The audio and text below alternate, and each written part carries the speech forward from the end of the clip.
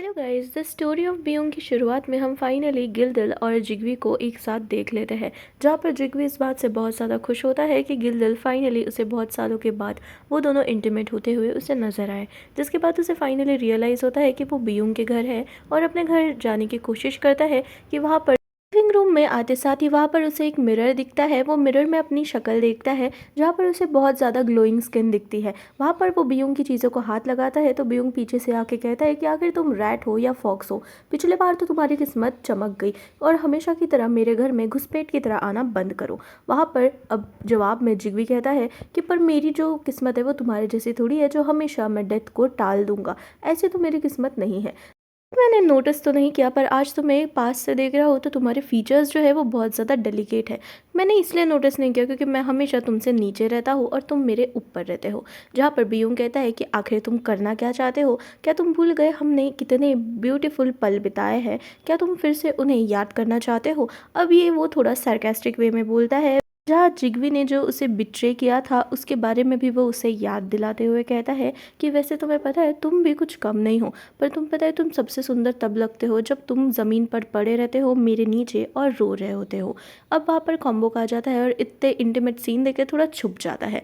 जहाँ पर जिग्वी कहता है कि अरे तुम इतना हाइपर होने की कोई ज़रूरत नहीं है, वैसे भी तुम ही ने कहा था ना कि हम हमारे ब्यूटीफुल टाइम को फिर से याद कर रहे हैं, तो आखिर प्रॉब्लम क्या है।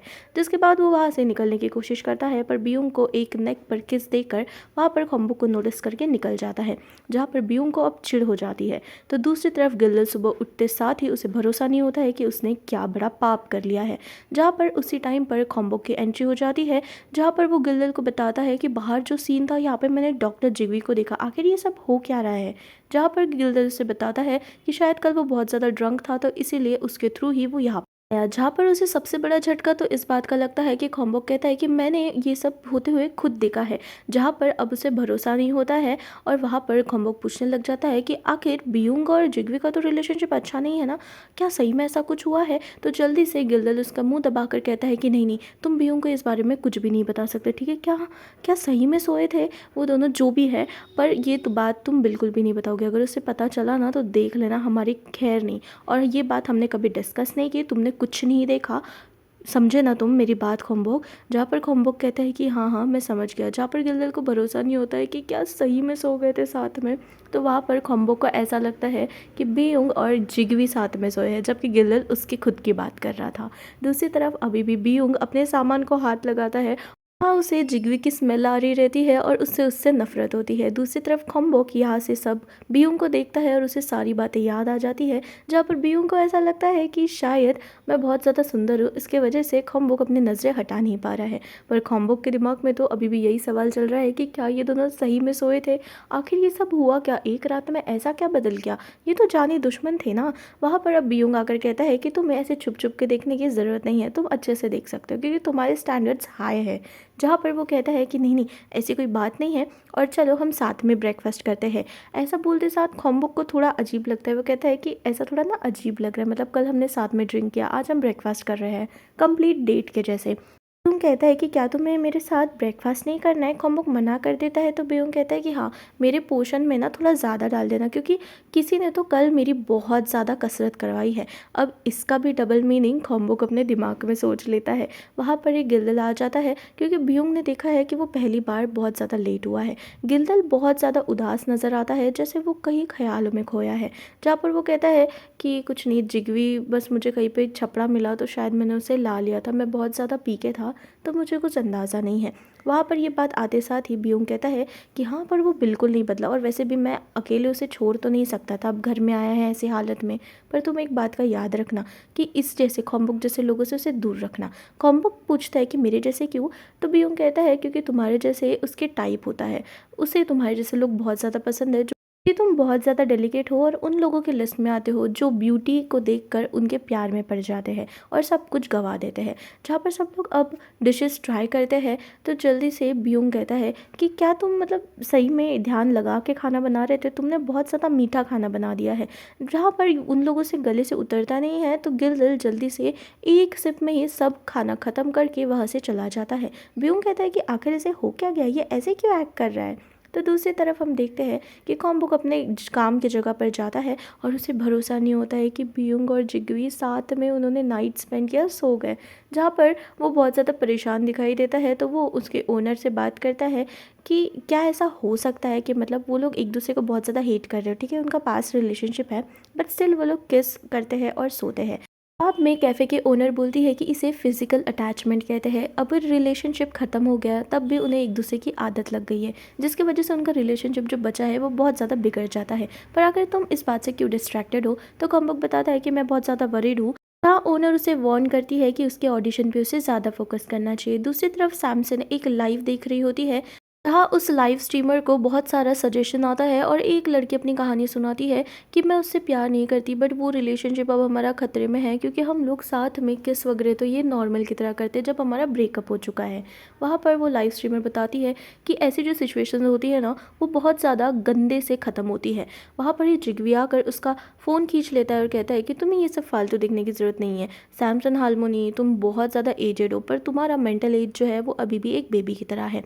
जहाँ पर जिगवी थोड़ा एक्सपीरियंस लगता है, तो सैमसन उससे पूछती है कि क्या तुम्हें तो पता होगा ना ये सब ऐसे रिलेशनशिप्स में क्या होता है, क्या एडवाइस देनी होती है। तो जिगवी कहता है कि तुम्हें बस उन्हें बेट करना है, तुम्हें उन्हें ऐसा रिझाना है कि वो चूज़ ही ना कर पाए कि उन्हें क्या चाहिए क्या नहीं। दूसरी तरफ वही लाइव स्ट्रीम हमारा गिल्दल भी देखता है और बताता है कि उन्हें कन्फेस करना चाहिए पैशनेटली और ये बोलना चाहिए कि तुम मेरे हो, ऐसा कि उस पर बस एक स्टैंप लगा दो। जहाँ पर गिल्दल को याद आता है कि पिछली रात में वो उसके ऊपर सोया था एंड उसने स्टैम्प के नाम पर किस तो किया ही था। इसका मतलब यही हुआ ना कि वो उसका है और उसने शायद हिंट भी दे दिया है कि वो इसका है। जहाँ पर लाइव स्ट्रीमर कहती है कि तुम क्या करोगे अगर तुमने कुछ ऐसा कर लिया, क्या तुम उसकी रिस्पॉन्सिबिलिटी नहीं लोगे, क्या तुम भाग जाओगे। जहाँ पर गिल्दल अचानक से पार्क में खड़ा होकर कहता है कि नहीं, मैं इसकी रिस्पॉन्सिबिलिटी बिल्कुल लूँगा। जिसके बाद अब वो कहता है कि हाँ, पर इसके लिए मुझे जिगवी को पहले फ़ोन लगाना पड़ेगा।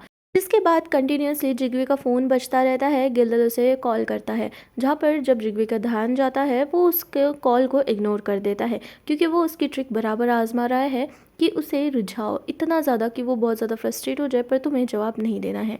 फिर लैंडलाइन पे कॉल आता है और लैंडलाइन पर भी गिल्दल ही रहता है, जहाँ पर गिल्दल कहता है कि मैं बहुत ज़्यादा वरीड था कि तुमने मेरा फ़ोन नहीं उठाया। जिग भी कहता है कि आखिर वो कब से उसके लिए वरीड होने लग गया, तो गिल्दर कहता है कि मुझे तुमसे रात के बारे में जो कुछ भी हुआ उसके बारे में बात करना है। वो उसे एक्सप्लेनेशन देने की कोशिश करता है, पर जिग भी कहता है कि हमारे बीच में तो ऐसा कोई रिलेशन ही नहीं है जहाँ पर उसे एक्सप्लेन करना चाहिए, और वैसे भी हमारे बीच में कुछ भी नहीं हुआ। और अगर तुम फिगर आउट कर लेते हो जो तुम इतने एक्सप्लेनेशन दे रहे हो कि हमारे बीच में क्या है, तभी वो रिलेशन फिगर आउट करके मुझे फ़ोन करना। जहाँ पर अब गिल्दर भी बहुत परेशान हो जाता है कि आखिर इसे कैसे ही अप्रोच करूँ। तो वही जिगवी इस बात से बहुत खुश होता है, जहाँ पर उसे एक एनवलप मिलता है और एनवलप में वहाँ पर उसकी फ़ोटोज़ रहती है क्लिक की हुई, जहाँ पर वहाँ पर एक मैसेज लिखा रहता है कि हमें पता नहीं था कि तुम्हारा जो पसंद है वो इतना ज़्यादा बदल गया है, आखिर ये सब कब से पसंद आने लग गए तुम्हें ऐसे लड़के। हाँ, बीयूंग कहता है कि टाइगर घर पे नहीं हो तो फॉक्स ऐसा क्लेम करता है जैसे वो राजा है, पर ऐसा कुछ होता नहीं है। और तुम्हारी हिम्मत कैसी हुई बीयूंग, खम्बुक होते हुए भी तुमने आखिर उसे टच करने के लिए क्यों ही दिया। जहाँ पर बीयूंग खुद को कोसने लग जाता है कि पर हमारे बीच में तो ऐसा कोई रिलेशन है ही नहीं, और मैं मतलब हमारा कोई रिलेशन नहीं है ना, तो मैं लॉयल क्यों रहूँ खम्बुक से, हमारा तो कुछ ऐसा है भी नहीं। अचानक से बारिश की शुरुआत हो जाती है और बीयूंग देखकर कहता है कि अरे, खम्बुक ने तो शायद अम्ब्रेला भी नहीं लेके गया। जहाँ पर वो अपने मैजिक से चुटकी बजाकर उस अम्ब्रेला को गायब करके खम्बुक के पास भेज देता है और इस मैजिक से वो बहुत ज़्यादा सेटिस्फाइड होता है।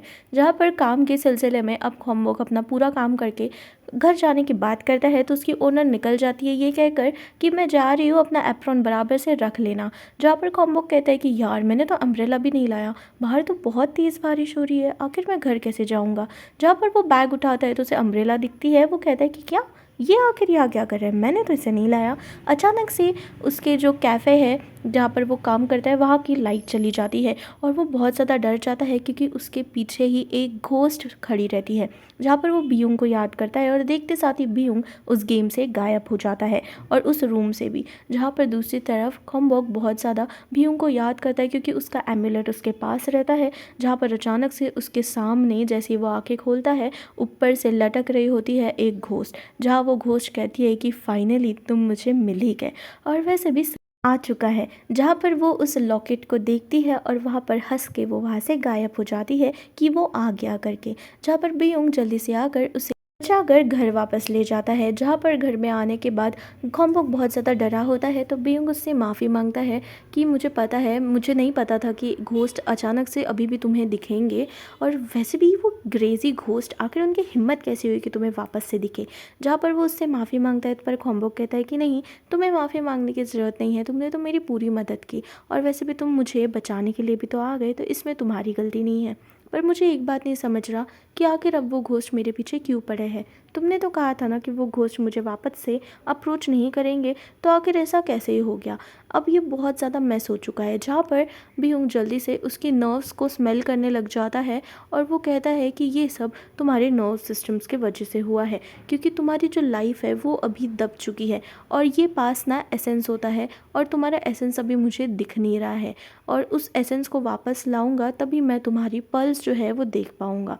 जिसके बाद वो अब उसे वापस से स्मेल करने की कोशिश करता है, और वो कहता है कि देखो, या तो तुम हंस लो या तो तुम रो लो, पर इतना अनकंफर्टेबल होने की ज़रूरत नहीं है। होमवर्क कहता है कि 10 मिनट हो चुके हैं और तुम ऐसे ही बस मुझे स्मेल करे जा रहे हो। क्या तुम कोई डॉग हो?